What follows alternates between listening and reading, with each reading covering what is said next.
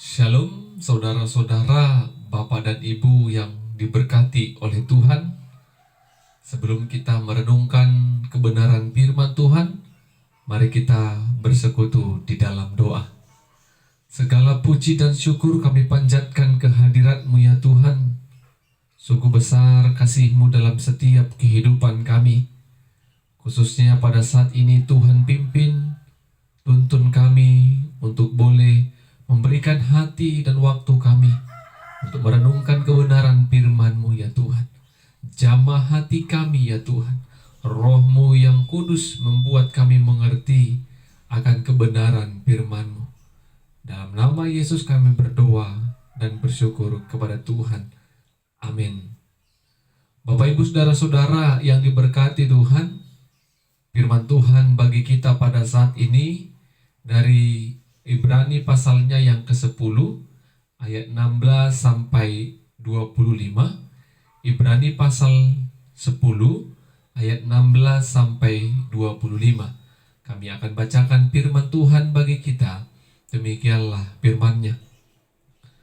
Sebab setelah Ia berfirman, inilah perjanjian yang akan kuadakan dengan mereka. Sesudah waktu itu Ia berfirman pula, Aku akan menaruh hukumku di dalam hati mereka dan menuliskannya dalam akal budi mereka. Dan aku tidak lagi mengingat dosa-dosa dan kesalahan mereka. Jadi apabila untuk semuanya itu ada pengampunan, tidak perlu lagi dipersembahkan korban karena dosa. Jadi saudara-saudara, oleh darah Yesus kita sekarang penuh keberanian dapat masuk ke dalam tempat kudus, karena Ia telah membuka jalan yang baru dan yang hidup bagi kita melalui tabir, yaitu dirinya sendiri. Dan kita mempunyai seorang imam besar sebagai kepala rumah Allah. Karena itu, marilah kita menghadap Allah dengan hati yang tulus ikhlas dan keyakinan iman yang teguh. Oleh karena hati kita telah dibersihkan dari hati nurani yang jahat dan tubuh kita telah dibasuh dengan air yang murni. Marilah kita teguh berpegang pada pengakuan tentang pengharapan kita, sebab Ia yang menjanjikannya setia. Dan marilah kita saling memperhatikan supaya kita saling mendorong dalam kasih dan dalam pekerjaan baik. Janganlah kita menjauhkan diri dari pertemuan-pertemuan ibadah kita seperti dibiasakan oleh beberapa orang, tetapi marilah kita saling menasehati dan semakin giat melakukannya menjelang hari Tuhan yang mendekat. Amin. Tema kebenaran firman Tuhan bagi kita pada saat ini, Yesus membuka jalan dan hidup. Yesus membuka jalan yang baru dan hidup.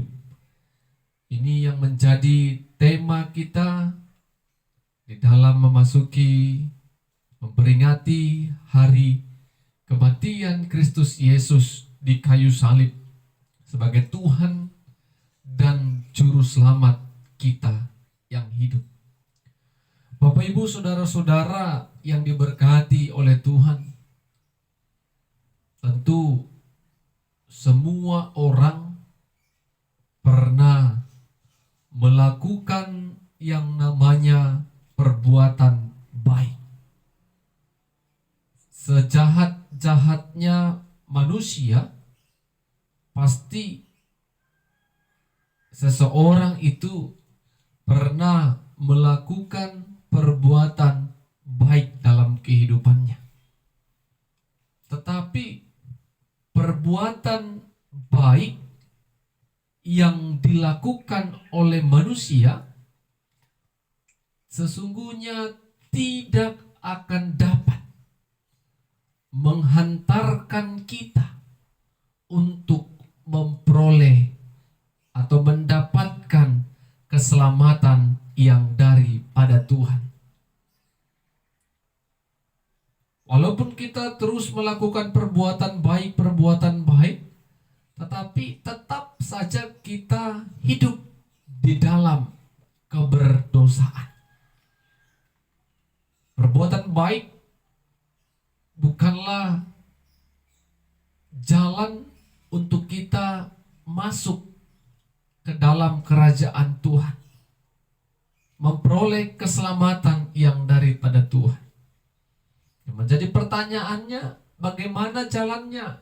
Dari mana jalannya?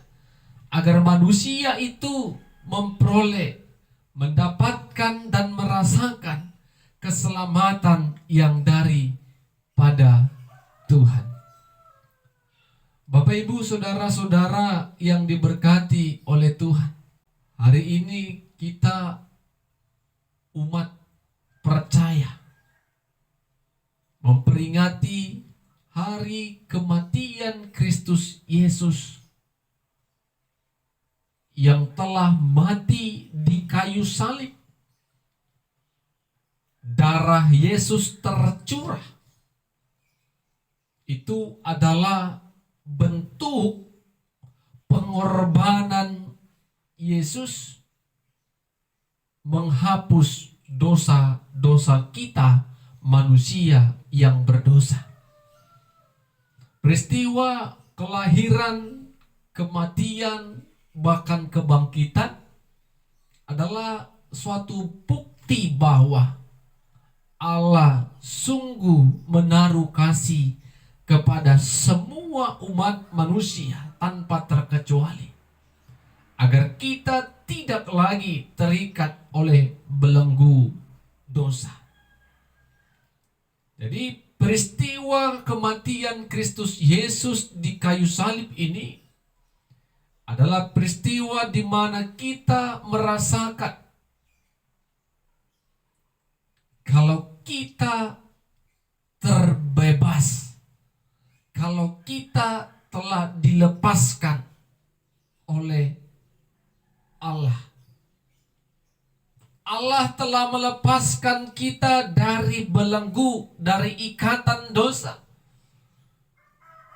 Jadi Bapak Ibu yang diberkati Tuhan,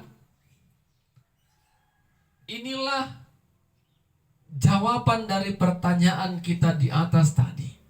Bagaimana caranya? Apa jalan yang kita tempuh agar kita bisa merasakan keselamatan, memperoleh keselamatan yang daripada Tuhan? Ketika kita mengimani, mempercayai kalau Yesus yang mati di kayu salib itu adalah Yesus sebagai Tuhan yang rela disalibkan karena perbuatan dosa yang dilakukan oleh manusia. Iman kita kepada Yesus adalah jalan kita memperoleh keselamatan. Jadi tema kita tadi katakan Yesus membuka jalan baru. Melalui peristiwa kematian Yesus di kayu salib ini, sesungguhnya Allah telah membuka jalan bagi umat manusia untuk bisa datang menghampiri tahtanya yang kudus. Yesuslah menjadi perantara kita manusia bisa sampai kepada Allah. Bapak Ibu yang diberkati oleh Tuhan, bukan saja kematian Yesus membuka jalan yang baru agar kita memperoleh keselamatan, tetapi melalui kematian Yesus, kita manusia, kita orang-orang yang percaya juga menjadi hidup bersama-sama dengan Allah di masa yang akan datang. Walaupun kita sudah mengalami yang namanya kematian, tetapi kita tetap hidup di dalam Allah. Kita tetap hidup bersama dengan Allah. Karena itu Bapak Ibu yang diberkati Tuhan, Iman kita kepada Yesus Kristus membuat kita dapat menemui jalan menuju keselamatan. Bukan hanya jalan yang kita dapatkan, tetapi kehidupan yang kekal juga kita peroleh. Oleh karena itu Rasul Paulus dalam suratnya kepada orang-orang yang ada di Ibrani mengatakan, ketika kita sudah menemukan jalan dan ketika kita sudah memperoleh hidup, marilah kita menghampiri Allah dengan hati yang tulus ikhlas. Mari menghampiri Allah dengan hati yang tulus ikhlas. Yang berikutnya Rasul Paulus juga katakan, mari kita tetap hidup di dalam pengharapan dengan setia. Paulus juga katakan agar kita hidup saling mendorong, saling membangun, saling memperhatikan. Kita juga datang kepada Tuhan dengan iman yang teguh. Bukan hanya itu, Paulus juga katakan agar kita dapat datang beribadah kepada Tuhan. Jangan seperti orang lain yang menjauhkan dirinya dari pertemuan-pertemuan ibadah. Kita juga diajak agar kita terus hidup dalam kebenaran dan dalam melakukan segala perbuatan baik. Tentu apa yang dikatakan Rasul Paulus ini menjadi sebuah arahan, tuntunan, bimbingan di dalam setiap kehidupan kita. Ketika kita sudah diselamatkan, ketika kita sudah menemukan jalan yang baru, dan ketika kita akan memperoleh kehidupan yang kekal, Paulus ajak kita, tuntun kita, arahkan kita agar kita mau datang menghampiri tahta Tuhan. Yang dulunya sebelum kita memperoleh keselamatan ada rasa takut, gentar ketika kita datang kepada Tuhan. Tetapi melalui peristiwa kematian Yesus saat ini, kita mau diajak, kita mau diajar sesungguhnya tahta Tuhan segera kita hampiri dengan hati yang tulus ikhlas. Bukan karena paksaan. Datang kepada Tuhan kalau dipaksa itu tidak akan mendatangkan kebaikan. Datang kepada Tuhan dengan iman yang teguh. Kalau kita datang kepada Tuhan dalam ibadah kita, kita hidup dalam keraguan-raguan akan kuasa Tuhan, itu juga tidak akan mendatangkan kebaikan dalam kehidupan kita. Kita juga harus berpengharapan dengan setia. Kita juga harus hidup saling mendorong dan saling menasehati. Jangan juga kita menjauhkan diri dari yang namanya pertemuan ibadah-ibadah. Berarti dari sini kita diajar oleh Rasul Paulus Agar kehidupan kita setelah menemukan jalan itu dan setelah memperoleh kehidupan kekal itu, jangan lupa untuk datang kepada Tuhan.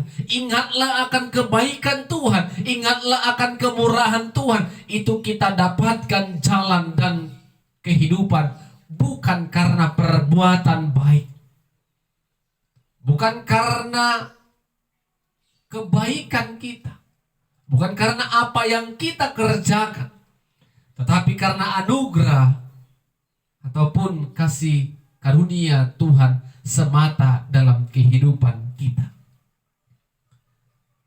Oleh karena itu Bapak Ibu yang diberkati Tuhan, apa yang mau kita renungkan dari kebenaran firman Tuhan saat ini?